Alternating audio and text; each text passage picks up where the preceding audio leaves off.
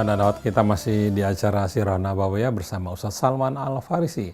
Urannya belum selesai, masih ada terusannya, dan setelah itu kita akan bertanya jawab. Silakan Ustaz, dilanjutkan. Terima kasih Pak Krisna. Pemirsa Rasil TV yang Allah muliakan, pendengar Radio Silaturahim juga yang Allah muliakan. Saya ulangi lagi bahwa ternyata yang sangat membuat gerah kufar Quraisy Mekah, musyrik Madinah terhadap Rasulullah SAW bukan hanya faktor akidah saja, tetapi faktor ekonomi, faktor politik yang juga membuat orang semua tertarik kepada Rasulullah SAW, membuat pejuang-pejuang kufar Quraisy Mekah, pejuang-pejuang musyrik Madinah ingin betul-betul menghabisi Rasulullah SAW. Nah, tadi kita bilang bahwa Rasulullah Sallallahu Alaihi Wasallam tidak mengizinkan kepada para sahabat untuk membalas tindakan-tindakan teror yang diberikan oleh orang-orang kafir pada waktu itu. Akhirnya turunlah ayat Uzina lilladzina yuqatiluna biannahum zulimu wa innallaha ala nasrihim laqadir. Telah diizinkan berperang bagi orang-orang yang diperangi. Kalau kita baca ayat ini jelas bahwa Nabi bukan membalas dendam, bukan menyerang, tetapi mereka, Nabi SAW dan sahabat-sahabat diberikan izin berperang karena mereka diperangi. Dan karena sesungguhnya mereka telah dianiaya. Jelas ya, hijrah dari Mekah tak satu harta pun boleh dibawa, pengen diambil dilarang oleh orang-orang Mekah. Akhirnya Rasulullah SAW berjuang di Madinah, membangkitkan semuanya agar hidup dengan layaknya. Tetapi itu pun diteror terus. Kan dianiaya. Dan sesungguhnya Allah benar-benar maha kuasa menolong mereka. Diberikan Allah motivasi. Terus alladzina ukhriju min diyarihim bighairi haqqin illa ayyaqulu rabbuna Allah walaula dab'ullahin nasa ba'dahum bi ba'din lahudimat sawami'u wa biya'u wa salawat wa salawatu wa masajidu yuzkaru fiha ismullahi katsira wa la yansurannallahu man yansuruh innallaha laqawiyyun aziz. Siapa itu yang diberikan izin itu? Yaitu orang-orang yang telah diusir dari kampung halaman mereka tanpa alasan yang benar, kecuali karena mereka berkata Tuhan kami Allah. Saya jelaskan gini. Pengusaha Mekah itu akhirnya ikut Rasulullah SAW mengatakan bahwa Tuhan mereka Allah Subhanahu wa Ta'ala. Loyalitas pengusaha-pengusaha Mekah yang tadinya sejalan dengan Abu Jahal, Abu Lahab, dan abu-abu yang masih kafir ini berubah haluan menjadi loyalitasnya kepada Allah dan Rasulnya. Nah, ini membuat mereka gerah. Terus, dan sekiranya Allah tiada menolak keganasan sebagian manusia dengan sebagian yang lain, tentulah telah dirobohkan biara-biara Nasrani, gereja-gereja, rumah-rumah ibadah orang Yahudi, dan masjid-masjid yang di dalamnya hanya disebut nama Allah. Sesungguhnya Allah pasti menolong orang-orang yang menolong agama Allah. Sesungguhnya Allah benar-benar maha kuasa lagi maha perkasa. Coba kita lihat bahwa mereka yang berjuang di jalan Allah Subhanahu wa Ta'ala ini tadi, yang dianiaya, yang dizalimi, yang tidak boleh membawa harta mereka, yang tidak boleh hidup dengan layak, dizalimi terus, diteror terus, akhirnya diizinkan oleh Allah Subhanahu wa taala untuk membalas apa yang dilakukan oleh orang-orang kufar Quraisy Mekah atau musyrik Madinah tadi. Allazina in immakkannahum fil ardi aqamus salata wa atuz zakata wa amaru bil ma'rufi wa nahaw 'anil munkar walillahi 'aqibatul umur. Yaitu orang-orang yang jika kami teguhkan kedudukan mereka di muka bumi, niscaya mereka mendirikan sembahyang, menunaikan zakat, menyuruh berbuat ma'ruf dan mencegah dari perbuatan yang mungkar, dan Allah lah kembali, dan kepada Allah lah kembali segala urusan. Lihat lagi kawan-kawan. Kalau orang-orang yang beriman kepada Allah ini semua terus berada di Madinah, di Mekah, dengan kondisi gaya Rasulullah SAW mengajari mereka untuk hidup dengan baik dan benar, dengan akhlak mereka, dengan harta mereka, dengan kekuasaan mereka, dengan loyalnya mereka terhadap Allah dan Rasulnya,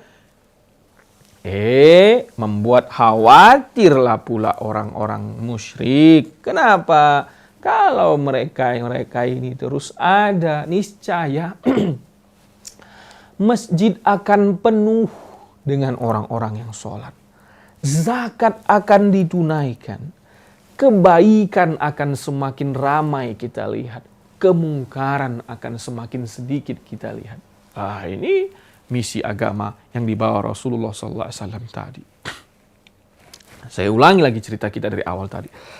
Bahwa Nabi SAW setelah mengajarkan mereka beriman kepada Allah Subhanahu wa taala, mengajarkan mereka beribadah kepada Allah Subhanahu wa taala, Rasulullah SAW ajarkan mereka bagaimana menjalani hidup sehari-hari, mencari rezeki yang halal dan berkah, tidak meminta-minta, tidak menjadi beban kepada siapapun. Ini betul-betul membuat resah bagi kaum kufar Quraisy Mekah. Kenapa? Karena orang-orang yang dididik oleh Rasulullah SAW ini akan memenuhi masjid, akan menguasai masyarakat, ekonominya akan diambil, kekuasaannya akan diambil. Betul-betul Abu Jahal, Abu Lahab, Abu Sufyan, Abdullah bin Ubay bin Salul akan jadi masyarakat kelas kedua nanti di tengah-tengah masyarakat. Inilah anggapan orang kafir terhadap Rasulullah SAW. Padahal kalau kita lihat, yang dilakukan oleh Rasulullah SAW setelah semua mereka diajak memeluk agama Islam, diajari dan dibolehkan mereka berbisnis, menjalani usahanya masing-masing. Lihatlah betapa Abu Bakar tetap diberikan kedudukannya oleh Rasulullah SAW. Lihatlah Utsman bin Affan tetap diberikan kedudukan oleh Rasulullah SAW. Lihatlah betapa Hamzah bin Abdul Muttalib, Umar bin Al-Khattab radhiyallahu anhum ajma'in diberikan kedudukan oleh Rasulullah SAW. Sampai-sampai seorang perantau yang mencari kebenaran, yang sudah menjadi hamba sahaya, asalnya dia kaya raya dan bermartabat, karena mencari kebenaran, miskin, akhirnya menjadi pelayan seorang pendeta, akhirnya dibeli oleh orang menjadi budak, akhirnya kemudian bertemu dengan Rasulullah SAW. Apa kata Rasulullah kepada beliau ini? Salmanu minna alal bait. Salman itu adalah bagian dari saya, kata Rasulullah SAW. Dan dia adalah keluarga saya, kata Rasulullah SAW. Apa yang ingin saya sampaikan? Bahwa anggapan orang Quraisy kafir, apabila mereka mengikuti ajaran Islam, mereka akan mengikut jadi masyarakat kedua, salah total.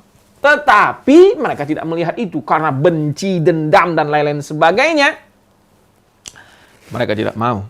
Abu Jahal itu pernah bilang, seandainya kalau bukan karena dendam pamor, bahwa masa sih Bani Quraisy daripada suku saya harus memimpin, saya betul-betul akan membenarkan apa yang dibawa oleh Muhammad SAW.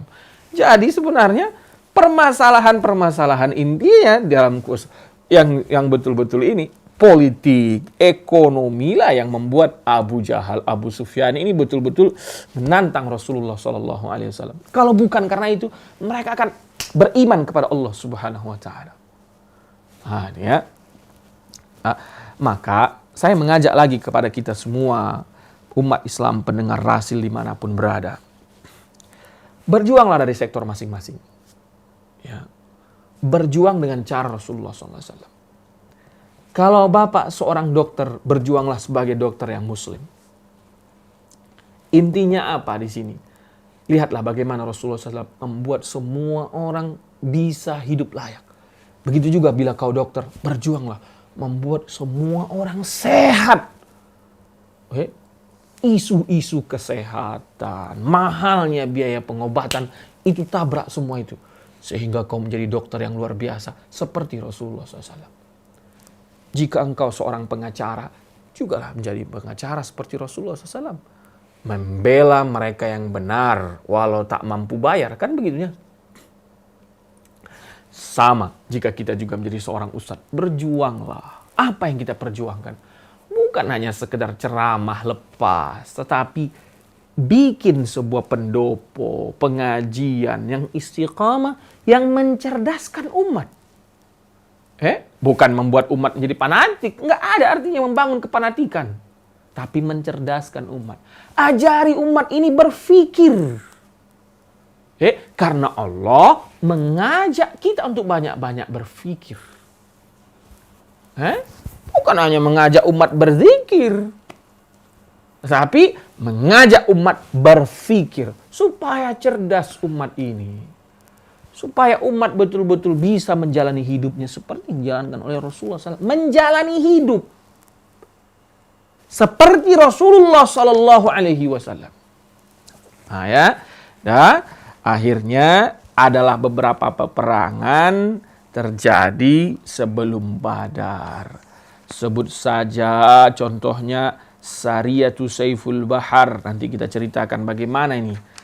Sebelumnya Sariyatu Rabigh, ada lagi Ghazwat Sariyatul Kharrar, ada lagi Ghazwatul Abwa Awudan, ada lagi Ghazwatul Buat, ada lagi Ghazwatul Safwan, ada lagi Ghazwatul Dzil Ashirah, ada lagi Sariyatu Nakhl, ada lagi berarti 8 peperangan kecil, baik itu peperangan yang langsung dipimpin oleh Rasulullah Sallallahu Alaihi Wasallam atau yang dikirim oleh Rasulullah SAW yang terjadi sebelum Badar, yang harus nanti kita baca satu persatu. Nanti kita baca satu persatu ini. Baru nanti kita masuk ke penyebab Badar yang biasa diceritakan oleh orang. Jadi cerita kita ini yang ingin saya sampaikan, bahwa coba lihat, itu loh kehidupan Rasulullah SAW di awal-awal Madinah. Jadi jangan dianggap bahwa Rasulullah memulai peperangan, tidak. Tapi Rasulullah diteror, Rasulullah disakiti, dizalimi, kemudian diizinkan oleh Allah untuk bertahan, kemudian Rasulullah SAW mengirim beberapa pasukan untuk apa? Menstabilkan kondisi. Kenapa? Masih ada preman-preman di sini yang harus distabilkan, yang harus berjalan sesuai kondisi hidup kita bermasyarakat yang ramai ini. Jangan saling menzalimi, jangan saling mencuri, jangan saling memukul. Maka dikirim oleh Rasulullah SAW Sariyatul Bahar, dikirim oleh Sariyah ini, sehingga apa? Yang preman-preman ini bisa hidup layak juga dia. Nanti kan kita baca Sariyah ini tidak ada terjadi peperangan rata-rata nanti. Terjadi apa? Dinasehati, kemudian tunduk semuanya kepada Rasulullah SAW. Akhirnya preman-preman ini, akhirnya jagoan-jagoan yang tidak punya batasan ini, akhirnya hidup normal. Diajari mereka hidup bagaimana, dapat mencari rezeki mereka dari menanam, dari berdagang, tidak lagi dengan preman-premannya mereka. Indah sekali nanti akhirnya kita lihat kondisi Islam itu baru sampai akhirnya Badar. Nanti kita ceritakan lagi di pertemuan kita selanjutnya bersama Pak Krisna tentunya, yang paling ganteng. Silakan Pak Krisna, kita cukupkan dulu sampai di sini cerita tentang sebab peperangan Badar kita. Oke, baik. Kita sekarang masuk ke sesi pertanyaan. Sudah ada pertanyaan dari hamba Allah di Ciputat, usianya 67 tahun. Masya Allah. Assalamualaikum. Waalaikumsalam. Pak Ustadz mendapat rahmat dari Allah. Ya Rabb, amin. Sekarang ini kenapa ya Pak Ustadz masih banyak orang Islam sholat tapi masih nyolong listrik, masih mau menipu tetangganya dan hal-hal lain yang merugikan orang lain. Mohon pencerahannya Ustaz. Ya, waduh terima kasih nih pertanyaannya Pak ya. Itulah yang kubilang tadi Pak ya, bahwa terlalu getol menurut saya para ustadz ini mengajak orang hanya di wilayah sholat, hanya di wilayah akidah, melupakan yang dilakukan Rasulullah yang lainnya. Itu apa? Mencari kebutuhan hidupnya dengan baik. Ingat baik-baik, jangan salah sangka. Saya bukan melarang orang mengajak orang sholat apa akidah, bukan. Bahwa ketika kita, misalnya aku jadi ustadz di Ciputat nih, misalnya, contoh saya jadi ustadz di Ciputat. Maka di Ciputat, saya dakwahnya apa? Ayo masyarakat sholat, ayo masyarakat berimanlah kepada Allah. Bahwa Allah lah segala-galanya. Tuhan yang kita layak sembah, Tuhan yang memang berhak untuk disembah, tempat kita menggantungkan segala. Itu benar. Tetapi sebagai seorang ustadz yang saya tinggal di Ciputat, kita ingatkan masyarakat Ciputat, contoh Ciputat lah gitu, contohnya, karena saya juga tinggal di Ciputat. Bila kalian bingung mencari rezeki, maka Allah Subhanahu wa taala menciptakan sumber rezeki yang terlalu banyak di Indonesia ini. Mau kalian kuajarkan, ayo buka, ayo silakan datang ke rumah. Apa yang kau bisa? Saya bantu kau mencari sumber rezeki yang halal, yang tidak membuat kau nyolong listrik. Sehingga apa? Kau sholat, listrikmu kau bayar dengan baik. Nyolong listrik lah, nyolong air pam lah, ya kan? Banyak kali colongan-colongan yang terjadi di masyarakat kita. Nah, ini loh yang saya maksudkan. Bahwa kita berdakwah, jangan hanya sektor ibadah. Seperti ini kan, alhamdulillah kalau kita berhasil, sudah dibalance oleh Ustadz Valentino Dinsi. Setidaknya 2 kali sebulan, Pak. Ya. 2 kali sebulan dia membalance kita semuanya. Jadi saya kira agak kurang balance. Ada satu lagi Ustadz Ikhwan Basri kalau saya nggak salah kan, berbicara mengenai ekonomi kan. Setidaknya kalau perlu ada 6 orang Ustadz lagi yang berbicara mengenai wira swasta ini terus. Tentu dipecah lagi. Ustadz Valentino Dinsi bicara mengenai sektor kuliner. Ada Ustadz lain. Kemarin tuh ada Muhaimin Iqbal yang kita undang, Pak Krisna masih ingat kan? Sektor pertanian dan peternakan. Makin banyak lagi ya kan? Sehingga apa pemirsa yang dimuliakan Allah SWT?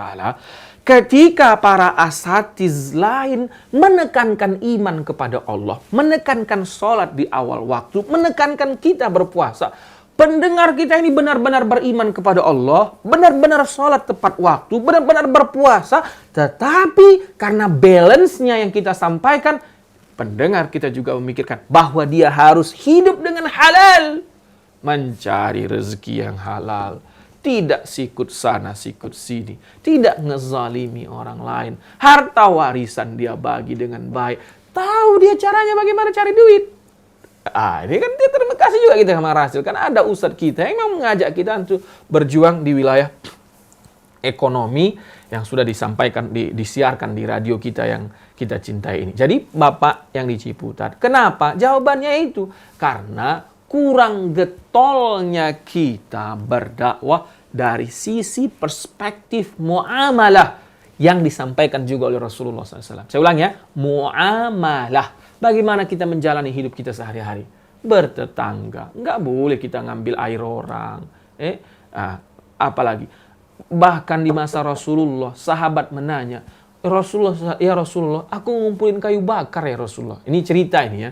Saya tidak tahu apakah saya lupa salah cerita. Wallahu a'lam. Tapi yang ingin kita ambil tadi, coba simpulan ceritanya. Dia minta izin kayak gini ya Rasul. Ya Rasul, kusandarkan kayuku itu ke rumahku. Udah habis tempat sandarannya. Boleh nggak aku sandarkan ke dinding rumah sebelah tetanggaku? Hanya nyandarin kayu, Pak Krisna. Bertanya sahabat. Jadi pertanyaan sahabat itu bukan hanya, boleh nggak aku berkunut ya Rasulullah? Ya kan? Boleh nggak aku tahlilan ya Rasulullah? Nggak ada pertanyaan kayak gitu yang muncul di masa Rasulullah. Boleh nggak aku maulidan ya Rasulullah? Nggak. Rasul tanya mereka, saking variasinya pertanyaan sahabat itu nih. Aku boleh nggak nyandarkan kayu ke dinding rumah tetanggaku ya Rasulullah? Kayak gitu lah maunya kan. Rasulullah sambil tersenyum menanya, boleh, tapi minta izin lah kau dulu. Kalau nggak diizinkan sama dia, ya jangan kau sandarkan. Kalau dia minta izin, kalau diizinkannya, terus dia minta sewa, loh bayar sewanya. Enak kali kan gaya Rasulullah. Maksud aku, itulah Rasulullah. Rasulullah itu memberikan solusi untuk dia menghadapi hidup. Bukan hanya untuk beribadah saja. Kenapa ini tadi terjadi? Kenapa dia, Pak Haji, Gini, aku mau cerita gini. Ada wilayah beberapa di Jabodetabek ini yang kalau kita beli tanah ada mafianya, Pak Krisna. Ya. Ada bahkan istilahnya biong. Saya ini ketemu sudah langsung biong tanahnya Pak Haji. Loh, mafia tanahnya Pak Krisna, Pak Haji. Rajin sembahyang sholat subuh berjamaah. Punya dia surat tanah itu 7 biji untuk sepetak tanah. Pak Haji. Kenapa? Saya tidak menyalahkan dia dulu. Aku mau masuk ke dia sulit kali. Apalagi dia lebih senior dari aku. Nggak bisa. Aku sedang mencari celah untuk dakwah ke dia. Kayak mana caranya? Kenapa? Karena yang selalu diiming-imingkan, kau akan masuk surga kalau haji kau mabrur. Walaupun kau nyuri tanah. Kan begitu jadi disimpulkan sama dia. Seolah-olah ya. Seolah-olah gitu. Lupa kita mengajarkan muamalah ke masyarakat. Janganlah pula kau curi tanah orang. Nggak boleh. Yang kita sampaikan, kalau kau haji mabrur masuk sorga, bersedekah masuk sorga, puasa masuk sorga, lupa kita nahi mungkar yang sisi-sisi lain. Nah ini saya bersyukur juga kadang-kadang sama adanya hadirnya pahlawan kita Habib Rizik menurut saya, tapi ya jangan, kalau ada yang nggak setuju nggak apa-apa. Saya pikir beliau mengingatkan banyak masyarakat nggak boleh begini, nggak boleh begini, nggak boleh begini, kan gitunya. Walau kadang-kadang ada orang yang nggak setuju, ya itu wajar-wajar saja. Tidak akan mungkin ada orang muncul di dunia ini setuju orang semuanya. Nggak bisa. Aku pun berceramah begini, ada orang nggak setuju. Itu wajar-wajar saja. Jadi aku bilang gini, bahwa ayo dalam dakwah, supaya yang pertanyaan tidak terjadi, balance dalam hal dakwah. Tapi alhamdulillah kita di sini, saya senang dengan kita ini apa? Ada ekonomi, ada bicara psikolog, ya kan? Ada bicara psikolog keluarga, ada bicara psikolog anak, ada bicara pendidikan. Sehingga ingin kita bahwa di hasil ini tercermin gaya dakwah Rasulullah SAW. Tapi tidak dari seorang, tapi satu lembaga berbicara dakwah yang seperti yang didetailkan oleh Rasulullah SAW. Nah, ini jangan akidah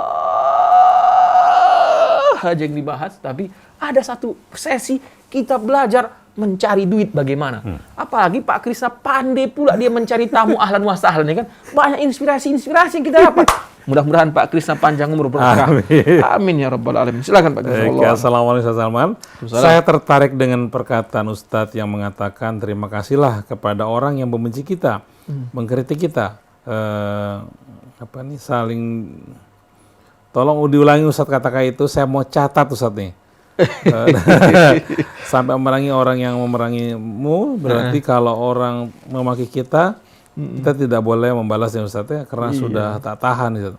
Dari Ibu Mawadah. Baik Ibu Mawadah. Mau mencatatnya ini kata-kata tadi. Gini, saya dapat ini saya lupa tadi bukunya di mana saya ambil ini ya. Gini katanya. Jangan kau resah terhadap musuhmu, apalagi terhadap orang yang sering mencaci atau mengkritikmu. Justru berterima kasihlah kepada Allah.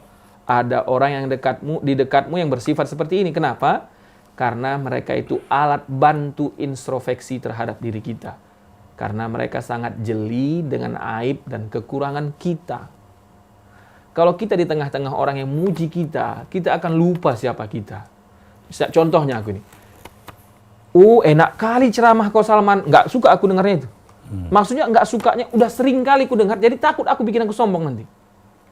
Gini, coba sudah sering kita lihat, muncul tiba-tiba seorang ustadz yang ternar di negara kita ini, terlalu disanjung dan dipuji. Hati-hati, tidak bisa, semua manusia ini tidak pandai mengelola pujian, termasuk saya. Juga tidak pandai mengelola hinaan, termasuk saya. Yang paling pandai memanage pujian dan hinaan itu Rasulullah SAW, maka dia berhasil. Makanya perkataan tadi sangat saya bawa-bawa.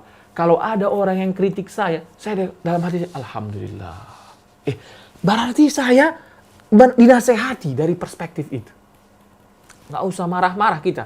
Tapi memang Bu Mawaddah, kadang-kadang marah juga saya. Karena iman ini kan nggak kuat sekuat Rasulullah SAW. Nah, tapi saya simpan kata-kata ini. Bahwa tidak usah resah kalau ada orang kritik. Kalau ada orang memaki, kalau ada orang memusuhi kita.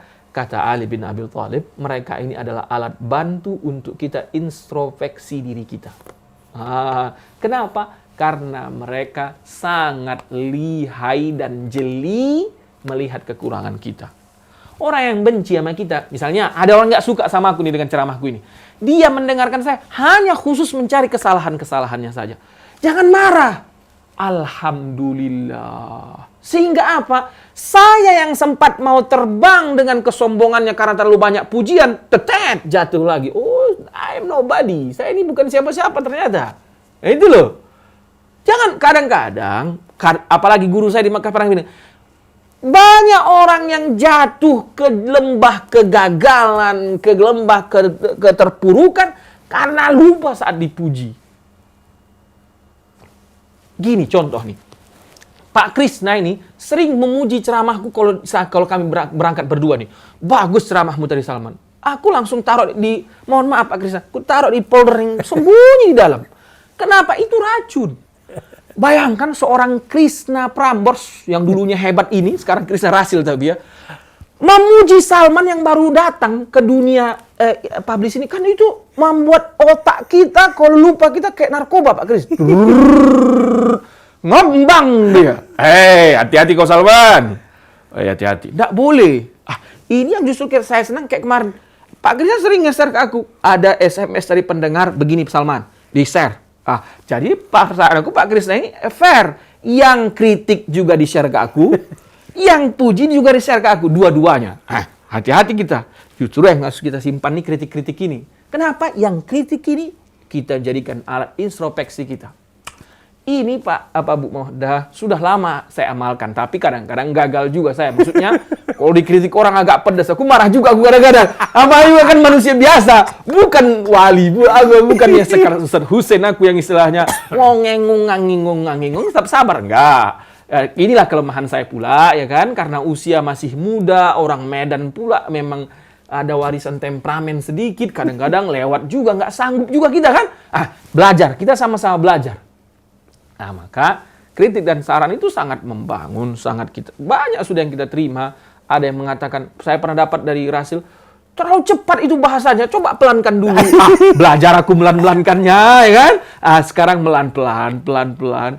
Nggak usah aku bilang aja namanya. Ustaz Heri Nurdi bilang, terlalu teriak kau Salman ceramahnya. Katanya, ku perbaiki. Ini kita menjadi orang yang lebih menuju kepada kesempurnaan. Kalau nggak ada pula yang tegur kita, lempeng aja, jangan hati-hati. Pak Ferry yang undang kita ceramah di kemarin itu dia bilang gini. Pak Ferry Firman, dia bilang gini sama aku. Saya sering bilang gini Salman katanya, hati-hati jangan tersesat kau di jalan yang lurus. Hati-hati itu. Hati-hati jangan kau tersesat di jalan yang lurus. Ku pegang pula dikata-kata.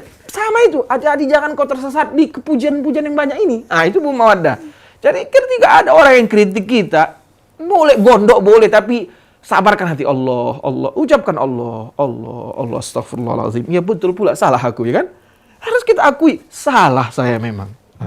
Lebih baik begitulah. Tapi Bu Mawaddah dan pemirsa, yang saya sampaikan nih sedang saya usahakan untuk bisa mengamalkan. Jangan pula caci-caci aku nanti panas pula aku marah pula aku nanti kan. Maksudnya jangan anggap aku udah kembal, jangan. Kita lagi sama-sama belajar Pak Krisna. Semoga kita bisa amalkan sama-sama. Wallahu a'lam Bu Mawaddah. Baik, assalamualaikum Salman. Waalaikumsalam. Bagaimana kalau kita menggunakan wifi tetangga? Apakah harus izin dulu atau bagaimana? Sama Bu, harus punya izin ya. Kecuali pula yang punya wifi udah tulis di rumahnya. Siapapun yang mau pakai wifi aku silahkan, katanya gitu ya. Sama harus pakai izin tetangga. Jangan nyuri-nyuri wifi. Bilang aja sama tetangga, Pak, wifi Bapak tuh kayaknya terbuka. Kalau aku pakai bagaimana? Jangan lupa pula dia bikin passwordnya. Setelah Bapak bilang begitu, dia bikin passwordnya. Begitu, nggak boleh. Ya, wifi, nggak boleh ya. Wallahu a'lam. Assalamualaikum Ustaz Salman. Waalaikumsalam. Saya ingin bertanya, saya punya niat mau daftarkan 3 anak laki-laki saya yang berumur 22 tahun dan 27 tahun untuk naik haji. Karena sekarang lama menunggunya. Tapi saya mikir itu, nanti gimana istrinya kalau mereka kawin? Baikkah niat saya ini? Loh. Kalau menurut aku baik, Bu ya. Kalau menurut saya, Bu, baik. Ibu mau daftarkan sekarang mereka haji, kan kalau wilayah Jakarta sekarang 10 tahun. 15 tahun mungkin. Jawa Timur kemarin saya tanya 27 tahun. NTB juga sama. Jadi kalau ibu daftarkan sekarang, Kalau di Jakarta berarti 10 tahun yang akan datang. Ibu tidak usah resah bagaimana istrinya nanti.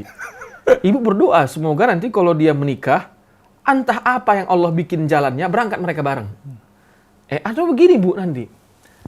Itu kan bisa porsinya itu dipindah misalnya. Tiba-tiba anak ibu jadi orang kaya, menikah. Pindahkan porsinya ke HONH Plus, ya kan? Ikut aku pula nanti, ya kan? Aku pula yang dipanggil pembimbingnya, makin paten. Sama-sama hasil dah berangkat. Ya, kau usah ibu terlalu maksud aku gini, aku ajak bercanda. Maksudnya ibu nggak usah terlalu khawatir dengan yang akan datang.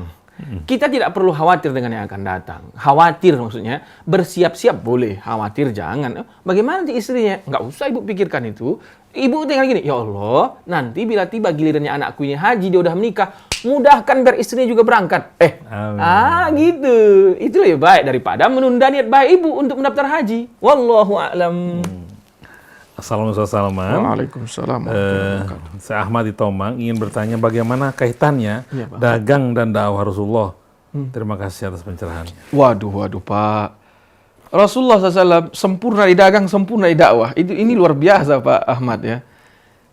Ada teman saya yang bilang namanya Anton yang ikut mengaji sama kita di daerah Ciputat sekitar. Dia bilang gini sama saya, Salman katanya, pantas ya ternyata sunnah berdagang itu lebih sulit diamalkan dari sunnah sholat duha. Sunnah berdagang itu lebih sulit mengamalkannya daripada hanya memanjangkan jenggot, Pak Krisna. Manjangkan jenggot, tinggal panjangkan aja, nggak ada yang apa, Pak. Nggak ada halangan, rintangan, nggak ada. Sunnah memakai celana di atas mata kaki, itu gampang, mengamalkannya. Misalnya, kalau ada yang menganggap sunnah tidak maulid, itu gampang mengamalkannya, katanya. Tapi kalau sunnah berdagang, luar biasa. Sulit mengamalkan. Ternyata dia pedagang. Kenapa? Gini Pak Kris. Jadi ada orang mau beli sepatu ke dia. Mau beli sepatu. Speknya dijelaskan sama si pembeli. Dan nomornya. Kebetulan gini Pak Kris. Ada yang speknya sama, tapi dia tidak punya yang nomornya. Ada yang nomornya sama, tapi speknya kurang satu. Akhirnya karena dia pandai mengolah sepatu ini, dia bikin sesuatu supaya speknya itu sama dengan yang diinginkan oleh pembeli, tapi tidak dari mereknya, dari dia. Dia coba kirim. Dia sambil baca bismillah. Padahal menurut dia udah bersihan, kan? Udah tidak benar kan? Sambil bismillah dia kirim paket itu sampai ke pembeli. Tapi karena dia ikut ngaji sama kita, tidak boleh sunnah dagang itu begini-begini. Pernah kita bahas di pengajian kita di Ciputat. Akhirnya setelah diterima oleh pembeli, ditelepon sama dia, bagaimana Bu barangnya? Cocok, gini. Pas, nyaman nggak makainya? Nyaman. Akhirnya karena takut hatinya, dia bilang jujur, Bu, sebenarnya spek yang Bapak Ibu minta dalam poin ini tidak pas. Saya tambah, Bu. Saya takut saya bohong, Bu, karena ini. Oh, enggak apa-apa. Saya justru minta 10 pasang lagi kirim kemari. Dia bilang sama aku, ternyata sunnah dagang seperti Rasulullah itu tidak gampang. Perkara dari kejujuran. Kita cari saja pedagang sekitar kita yang jujur itu siapa. Tomat baru nggak ini? Baru. Baru kubuka pula warung ya kan? Banyak ininya. Lebih ahli daripada bajai ngelesnya. Itu jujur deh. Berarti sunnah dagang dan dakwah sama-sama perjuangan. Kalau mau kita cerita lagi pula, sampainya Islam ke Indonesia kan Pak Krisna melalui pedagang. Ada ulama, ada pedagang, kan begitu. Ini luar biasa harus kita ingat. Jadi saya pun di awal-awal pulang dari Mekah ke Jakarta, nasihat guru saya dari Mekah, berdagang dulu Pak Krisna. Maka saya berdagang waktu itu. Sekarang dagangnya ditutup, saya pengen sekarang memanage waktu saya dengan baik, supaya antara dagang dan dakwah saya sejalan. Saya ingin berdagang kembali Pak Krisna. Semoga bantu doa dari para pemirsa dan pendengar, agar saya bisa juga mengamalkan sunnah dagang ini, bukan hanya sekedar memotivasi orang, tapi saya kembali lagi berdagang. Karena dulu saya pernah berdagang. Kalau bukan karena diingatkan guru saya gini Pak Krisna, guru saya bilang gini, Salman, ku nasihati kau berdagang, supaya dengan dagang itu kau hidup, kau sisihkan waktu kau untuk berdakwah. Kayak gitu. Kalau berdagang aja pula kerja kau, apa artinya kau, katanya sama guru saya dari Mekah. Akhirnya saya malu sekali sama guru saya ini. Akhirnya saya coba berdakwah. Ikut pengajian. Saya menjelaskan. Entah kenapa, ketika saya menjelaskan, suka pula orang dengar penjelasan ini. Diundang orang aku ceramah, tetangga sebelah awalnya, tetangga sebelah. Akhirnya mulut ke mulut. Wih, apalagi setelah sampai dengan Pak Kris tadi Rasil ini. Ya Allah, akhirnya tutup dagang ini. Nah, saya menyesal juga kan. Menyesal maksudnya apa? Sunnah dakwah saya amalkan, sunnah dagang saya tinggalkan. Sekarang saya berdoa sama Allah SWT, semoga saya diberikan keahlian memanage waktu saya. Ada saatnya berdakwah, ada saatnya berdagang. Supaya dua-dua ini bisa saya jalankan dengan baik. Ya, mohon doa dari Pak Ahmad dan semuanya. Semoga saya tidak hanya bicara motivasi orang. Saya kembali lagi berdagang seperti awal-awal. Kalau awalnya saya berdagang, Pak Krisna. Allah Dengan dakwah aja banyak yang agak kebagian. Aduh, Allahu a'lam. Apalagi dagang. Makanya Allah. Assalamualaikum Ustaz Salman. Saya paling salut pada Ustadz yang selalu mengajak umat untuk menggunakan hukum keseimbangan antara dunia dan akhirat. Yang mau saya tanyakan, kemiskinan bisa menyebabkan kekufuran dalam Al-Quran atau hadis itu adanya? Terima kasih dari Aji di Condet. Iya, Pak Aji di Condet. Pak Aji di Condet ya. Seingat saya, karena ilmu saya juga tidak banyak Pak Aji ya, kadal faqru ayakuna kufran itu bukan Al-Quran, tapi seingat saya, wallahu alam. Hampir kefakiran itu membawa orang kepada kekafiran. Nah, ini perlu dipegang kepada pemirsa, bahwa ketika hidup kita serba kekurangan, kita harus berpikir tenang. Tengoklah hidup kita masing, pendengar pemirsa semuanya, tengok hidupmu masing-masing. Sering ngutang, sering beras tidak ada, sering ini tidak ada, pikirkan tenang. Jangan menyerah dengan keadaan itu. Berpikirlah tenang. Lihat kondisi sekitar. Apa yang bisa dimanfaatkan sebagai sumber rezeki kita yang halal. Itu perlu sekali. Supaya apa? Tidak jadi kita orang yang menjadi miskin yang nanti datang orang bawa Indomie, bawa ini, kita tukar syahadat kita. Seperti yang terjadi di banyak-banyak wilayah di Indonesia ini, gitu kan? Maka saya selalu mengajak orang, berpikirlah untuk memiliki sumber rezeki yang halal. Walaupun hanya misalnya gini, contoh. Saya pernah mengajar gini, coba, Bapak tidak punya kerjaan enggak? Enggak punya modal enggak? Bapak enggak punya duit enggak? Oke, kita bikin begini, aku bilang. Bapak di depan rumah Bapak nanti bikin jual es teh susu Sumatera. Es teh susu. Jarang orang jual es teh susu, Pak. Es teh manis ada. Chai tea ada. Mirip es teh susu. Bikin aja. Bikin depan rumah kau. Es teh susu. Sekarang udah nerima pesanan. Nah, Pak, dia karena gini, kalau kita berpikir sesuatu, kita dalami, jadi enak nanti. Dan Allah sayang sama kita. Ketika kita melakukan ini, Allah sayang sama kita. Ketika orang minum, dikasih Allah di lidahnya enak. Udah gitu aja. Itu terserah Allah. Aduh, banyak. Ada orang datang ke saya gini, Pak Kris. Pak Salman, aku nggak punya kerjaan, kuliah aku hampir berhenti nih, gini. Akhirnya dia bilang, aku mau jual minyak wangi. Coba sini bawa minyak wangi kau. Apa yang bisa kau lakukan dengan minyak wangi? Dia jelas. Akhirnya, jadi penjual minyak wangi. Dia kasih setorannya ke aku. Ustaz, ini keuntungan ya buat Ustaz sebagian. Tapi kawan ini akhirnya dapat istri, punya usaha yang lebih baik, ditinggalkannya minyak wangi. Maksud aku, banyak aku temukan orang yang merasa mati akalnya mengenai rezeki. Tapi ketika dia tenang, karena orang yang mati akal mengenai rezeki ini biasanya udah duluan pusing palanya. Makanya aku bilang, kau tenang dulu, gak usah kau. Ngapain pusing, kita masih nafas ini aja rezeki. Tenang. Supaya tidak jadi kafir kita gara-gara kefakiran kita. Betul itu Pak Haji ya. Bahwa Rasulullah SAW memotivasi umatnya supaya jangan jadi miskin. Berpikir supaya punya sumber rezeki dari mungkin sekitar. Mustahil Allah ciptakan orang yang jadi orang miskin. Mustahil aku bilang. Kecuali karena kau malas. Kalau malas sudah tidak ada. Gak bisa. Tapi kalau kau rajin, kalau kau mau bergerak, hari kiamat katanya. Gerakkan tangan. Pasti bisa. Burung lapar keluar dari sangkarnya gitu ya. Terbang dia. Bayangkan, burung Pak Krisna nggak pernah kita temui burung lulus SD, lulus mahasiswa IT apa, bisa kamera, nggak ada. Dia cuma bisa terbang. Dia terbang, bayangkan sekecil apapun itu burung, dia lupakan ada elang, dia lupakan ada ular, dia lupakan ada orang yang mau nembak dia lupakan itu semua. Bismillah tawakkaltu 'ala Allah, keluar dari sangkarnya. Dia cari rezekinya. Pulang dalam keadaan kenyang, selamat, dia diucapkan alhamdulillah, dia bagi rezekinya ke anak-anaknya. Masa kau manusia yang diciptakan lebih sempurna dari burung takut kau? Kan gitu Pak gitu. Nah itu makanya jangan jadi fakir, karena kefakiran akan membawa seseorang kepada kekafiran. Wallahu a'lam. Assalamualaikum Ustaz Salman. Assalamualaikum. Apa doa buka warung? Aku pewarungnya Pak ya, karena Bapak ngomongin warung. Pak, saya tidak tipikal orang yang mencari hadis untuk membaca doa buka warung. Pak Krisna, saya bukan tipikal itu Pak. Pak, saya waktu buka warung Pak, sebelum saya buka warung setelah sholat subuh saya, setelah sholat subuh saya baca surah Al-Waqiah, setelah itu saya duduk di warung saya. Saya bilang gini ke warung saya itu, kalian ini kan hamba Allah semua ini, aku bilang. Hari ini aku mau buka warung. Ayo sama-sama kita minta kepada Allah supaya kalian laku semuanya. Itu doaku, Pak. Bapak bikin bingung Bapak kan? Demi Allah ini Pak itu ku baca, Pak. Setelah sholat subuh baca zikir aku sebentar. Duduk aku di warungku itu. Dah. Kalian ini semuanya hamba Allah. Sekarang sama-sama aku juga hamba Allah. Minta kita sama Allah supaya kalian laku dibeli oleh hamba Allah yang lain nanti. Hasilnya gimana? Pak, omset aku 4 juta sehari Pak di warung yang kecil itu Pak.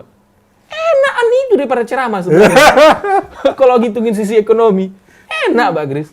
Karena ditegur ini, kalau nggak dakwah nggak bisa. Karena pelajar ilmu agama ini mesti dakwah. Waktu itu udah betul-betul nyaman aku dengan warungku itu. Duduk aja aku jaga. 4 juta itu Pak, waktu itu saking tawakalnya saya sama Allah waktu itu menurut saya. Hanya modal tawakal sama Allah.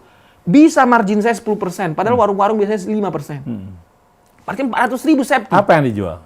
Warung sembako lah Pak. Beras, minyak, kerupuk-kerupuk, apa macam. Tapi ada agak tidak boleh kujual juga di situ. Rokok. Aduh, astagfirullahaladzim. Jangan dicontoh itu ya. Itu. Tapi waktu itu luar biasa. Luar biasa. Maksudnya, saya di situ berkata, kenapa ada orang yang tidak mau mencari rezeki? Bayangkan, ku tutup warung gitu, setelah sholat Isya, aku jaga warung, jam 9 ku tutup. Ku bilang, ya Allah terima kasih, engkau berikan rezeki hari ini ya Allah. Dan ku bilang lagi, ku sentuh barang-barang itu, beras itu ku sentuh, permen itu ku sentuh. Besok laku lagi kalian ya, minta sama Allah lagi, supaya laku kalian. Ayo, itu doanya, nggak ada di hadis itu. Nggak ada hadisnya, nggak ada ayatnya doa itu tadi. Itulah yang saya lakukan Pak ketika saya warung sembako. Dan menikmati sekali saya, wallahu alam. Assalamualaikum. Saya buka toko pakaian, tapi kadang-kadang tidak semua pakaiannya syar'i, ada juga yang tidak syar'i. Bagaimana ini Ustaz? Ya sama kayak saya tadi jual rokok juga kan. Nah gini, saya tuh waktu itu juga udah mulai berpikir bahwa tidak lagi jual rokok, tapi banyak kali halangannya. Sama seperti ibu mungkin, kalau hanya sekedar tidak menjual pakaian yang tidak syar'i, kadang-kadang tidak ada yang beli. Ya, gini Bu, sambil berenung, sambil berpikir, sambil semua minta kepada Allah, istikharah kepada Allah SWT, minta petunjuk dari Allah SWT, semoga suatu saat ibu bisa menjual semua hanya pakaian-pakaian yang syar'i. Karena bila niat kita memang memfasilitasi orang seperti saya memfasilitasi orang merokok, berdosa juga kita, maksudnya salah juga kita. Tapi pikirkan baik-baik, jangan terlalu drastis juga berubahnya. Pikirkan baik-baik, tenang pikirkan baik-baik. Coba pikirkan strategi lain, sehingga ibu ketika tidak menjual lagi pakaian yang tidak syar'i, tidak kayak terjun tanpa payung, tidak terjun tanpa parasut. Maksud saya, ibu sekarang merasa resah karena ikut menjual pakaian yang tidak syar'i. Jangan langsung potong, enggak. Pikirkan dulu Bu, strategi apa yang bisa ibu bangun sehingga toko kain ibu ini menjual yang syar'i semuanya. Ada strateginya? Ada. Banyak strateginya. Mudah-mudahan bisa ibu temukan. Wallahu a'lam.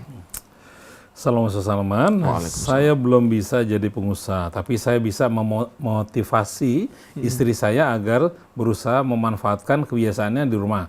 Tapi tetap bisa mendampingi anak. Apakah itu termasuk cakupan anjuran Islam? Dari Fauzi, Jakarta Selatan. Iya, Pak Fauzi, ya saya tidak tahu kenapa Bapak tidak bisa jadi pengusaha. Apakah karena Bapak masih jadi karyawan, apa karena sakit dan lain sebagainya, wallahu a'lam. Tetapi apa yang Bapak lakukan sudahlah baik pula. Bapak izinkan istri Bapak berkarya, itu bagus ya. Berkarya di rumah, menghasilkan sesuatu di rumah, itu bagus. Apalagi niatnya supaya bisa mengayomi anak-anak, bagus. Apalagi Bapak ikut membantu istri Bapak, itu bagus. Saya banyak temukan perempuan-perempuan yang struggle, perempuan-perempuan yang memiliki titisan darah Khadijah radhiyallahu anha warḍaha, yang lebih getol dari suaminya. Saya bilang banyak mereka, ada yang bertanya kepada saya, haram enggak saya begini hidupnya? Enggak perlu kita mengharamkan yang begitu-gitu. Bahwa istrinya yang kerja, silahkan. Tapi suaminya ikut bantu, suaminya bla bla bla bla bla, silahkan. sesuai dengan yang dilakukan. Tapi kalau kita merasa ada yang perlu kita sempurnakan, kita sempurnakan. Akhirnya apa? Dua-duanya jadi pengusaha, kan? Dua-duanya jadi pengusaha. Akhirnya menelurkan pengusaha-pengusaha baru. Ya Allah, nikmatnya.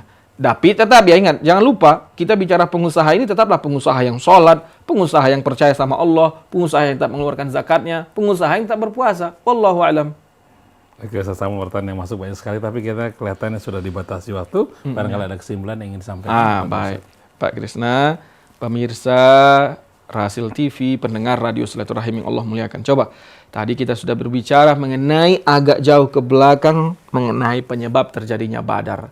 Mudah-mudahan pemirsa dan pendengar bisa menyimpulkan bahwa perang yang dilakukan Rasulullah SAW bukanlah memerangi Rasulullah SAW, tetapi menjaga diri. Ya. Tapi bertahan. Kemudian setelah diizinkan berperang, akhirnya ada perang-perang terjadi, itu untuk mengamankan.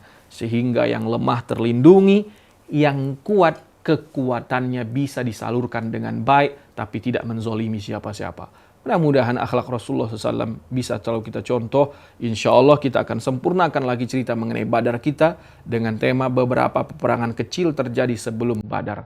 Ini saja yang bisa saya sampaikan. Lagi-lagi mudah-mudahan bermanfaat. Jika ada yang baik itu dari Allah, semata-mata dari Allah. Jika ada yang buruk itu karena rendahnya ilmu saya, sedikitnya perbendaharaan ilmu saya. Wabillahi taufiq wal hidayah. Mohon maaf atas segala yang salah. Assalamualaikum warahmatullahi wabarakatuh.